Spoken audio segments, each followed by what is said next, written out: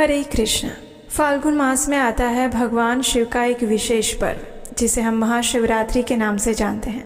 इसी मास में भगवान शिव और भगवान श्री हरि की पूजा आराधना की जाती है और इसीलिए इस मास में हम प्रतिदिन श्रवण कर रहे हैं भगवान शिव से जुड़ी हुई इन सुंदर पौराणिक कथाओं का। तो चलिए हमारी इस फाल्गुन मास कथा श्रृंखला को आगे बढ़ाते हुए सुनते हैं आज की फाल्गुन मास कथा। आइए आज की कथा आरंभ करते हैं। फाल्गुन मास की कथा श्रृंखला में इस समय हम समुद्र मंथन की कथा का श्रवण कर रहे हैं। उसी में आगे लोमश ऋषि कहते हैं, हे मुनिगण, तत्पश्चात देवी लक्ष्मी के साथ परम आनंदमय भगवान विष्णु को प्रणाम करके सभी देवता और दैत्य फिर से अमृत के लिए समुद्र मथने लग जाते हैं। उस समय समुद्र से महायशस्वी धन्वंतरी जी प्रकट होते हैं। उनकी तरुण अवस्था थी। वे द्वितीय शंकर की भांति मृत्यु पर विजय पा चुके थे। उन्होंने अपने दोनों हाथों में अमृत से भरा हुआ कलश ले रखा था। देवता जब तक उनके मनोहर स्वरूप का दर्शन करने में लगे थे तब तक वृषपर्वा दैत्य ने बलपूर्वक उनके हाथ का कलश छीन लिया। इस प्रकार उस सुधापूर्ण कलश को लेकर अमृत पान के लिए उत्सुक हुए दैत्यगण पाताल लोक में चले गए। जब पीछे पीछे देवतागण भी वहां पर आए तब राजा बलि ने उनसे कहा, देवताओं, तुम सब लोग तो रत्नमय सामग्रियां पाकर कृतार्थ हो चुके हो। हमने तो केवल इस अमृत को ही पाकर संतोष किया है। अब तुम लोग प्रसन्नता पूर्वक शीघ्र ही यहाँ से स्वर्गलोक में चले जाओ। राजा बलि के द्वारा ऐसा कहने पर, इस प्रकार की फटकार लगाने पर संपूर्ण देवता भगवान नारायण के पास जाते हैं। भगवान ने देखा कि देवताओं का मनोरथ टूट चुका है। तब उन्होंने अपनी वाणी से उन्हें आश्वस्त करते हुए कहा, हे देवताओं, डरो मत, भय मत करो। मैं योग माया के प्रभाव से दानवों को मोहित करूंगा और तुम्हारे लिए अमृत लेकर आऊंगा। इतना कहकर अनाथों को शरण देने वाले भगवान विष्णु ने सभी देवताओं को वहीं पर ठहराकर मोहिनी रूप धारण किया। इधर दैत्यगण आपस में ही रोषपूर्ण बातें करने लग गए थे। उनमें अमृत के लिए परस्पर विवाद और स्पर्धा छिड़ गई थी और उसी समय मोहिनी देवी वहां पर प्रकट होती हैं। संपूर्ण प्राणियों के मन को मोह लेने वाली उस युवती को देखकर सभी दैत्यगण आश्चर्यचकित रह जाते हैं। प्यासी आंखों से उसकी ओर देखते हैं और फिर राजा बलि कहते हैं, हे महाभागे, मेरी एक बात मानो। हम सब लोगों के विवाद की शीघ्र ही शांति करो और उसके लिए तुम ही इस अमृत का विभाजन करके हम सबके बीच में बांट दो। तब मोहिनी ने कहा, विद्वान पुरुषों को स्त्रियों का विश्वास नहीं करना चाहिए। झूठ, साहस, माया, मूर्खता, अत्यंत लोभ, अपवित्रता और निर्दयता, ये स्त्रियों के स्वाभाविक दोष है राजन। उनमें स्नेहहीनता और धूर्तता भी होती है। इस बात को अच्छे से जान लीजिए। जैसे पक्षियों में कौवा और शिकारी जीवों में सियार धूर्त हैं, वैसे ही मनुष्यों में स्त्री सदैव धूर्त होती है। ये बात बुद्धिमान पुरुषों को अच्छे से समझनी चाहिए। मेरे साथ आप लोग मित्र भाव कैसे प्रकट कर रहे हैं? यहाँ ये बात सर्वथा अज्ञात है कि आप कौन हैं और मैं कौन हूँ। आप सब लोग कर्तव्य और अकर्तव्य के ज्ञान में निपुण हैं, इसलिए आपको अच्छे से सोच विचार करके ही पराई बुद्धि से अपने हित साधन का विचार करना चाहिए।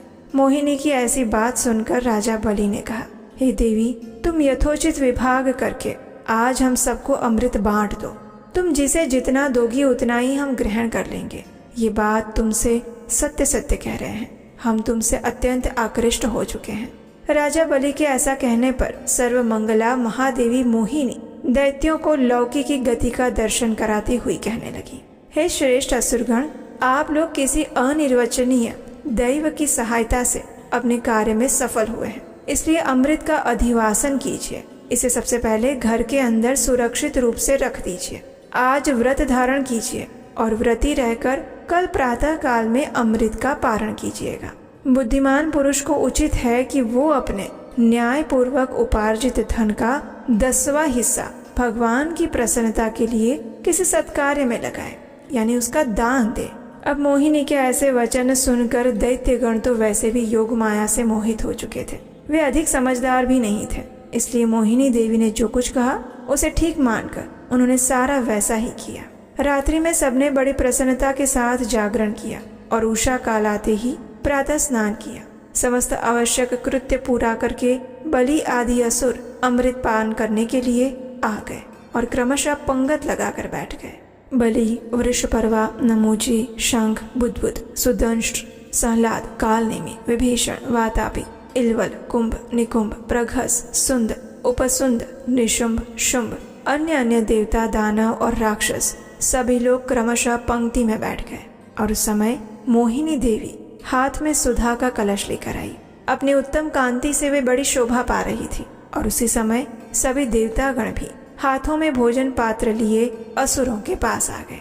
उन्हें देखकर मोहिनी देवी ने असुरों से कहा, हे असुरगण, आप तो वीर हैं, बुद्धिमान हैं, इन्हें आप लोग अपने अतिथि समझिए। ये धर्म को ही सर्वस्व मानकर उसका साधन करने वाले लोग हैं। इनके लिए यथाशक्ति दान देना चाहिए। जो लोग अपनी शक्ति के अनुसार दूसरों का उपकार करते हैं, उन्हें ही धन्य मानना चाहिए। वे ही संपूर्ण जगत के रक्षक और परम पवित्र हैं। जो केवल अपना ही पेट भरने के लिए उद्योग करते हैं, वे क्लेश के भागी होते हैं।